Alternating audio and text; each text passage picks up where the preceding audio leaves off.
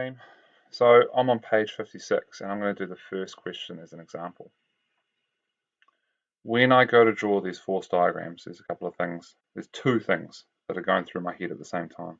The first is if I go back to the notes you made on forces, this diagram here always comes up. It's so important. So I ask myself, is the object traveling at a constant velocity or is it accelerating? This helps me to figure out what the forces are going to be. The second thing I'm thinking of is my rules that I'm going through when I'm writing my forces. And I make sure at the bottom here, I always write out my long version. If gravity on man by earth, something like that.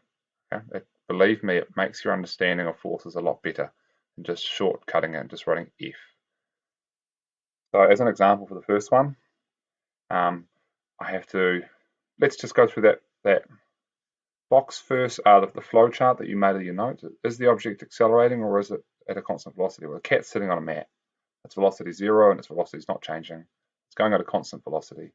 If you look back here, constant velocity means that forces are balanced. Great.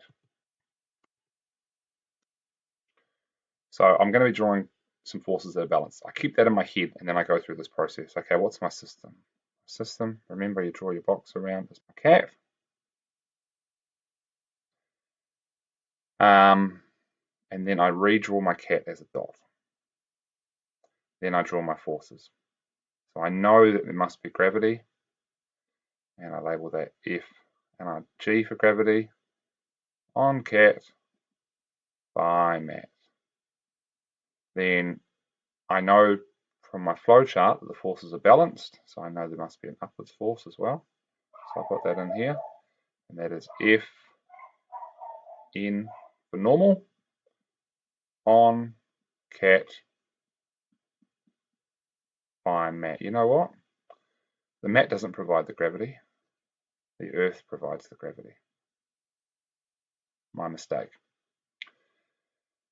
Add equality marks to indicate which vectors are equal in magnitude. Magnitude is a fancy word that means equal in size.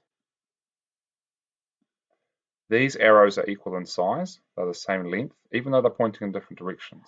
So that means they're equal in magnitude. So that shows that they're equal in magnitude. Now, I can't stress enough, when you go to do the rest of these, make sure you attempt them first, go through this process, but make sure you go through this flowchart as well in your head before you start. Believe me, there's going to be some of these that you're going to get wrong because you haven't been thinking clearly.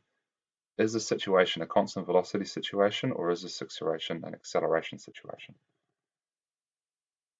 Last little bit of notes, we only have our 5 forces, which I'll have as notes here, why not?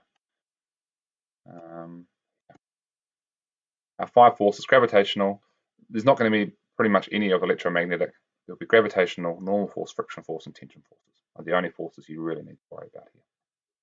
Cool, good luck, and I'll have the solutions up, but make sure you attempt things first if you want to actually learn something.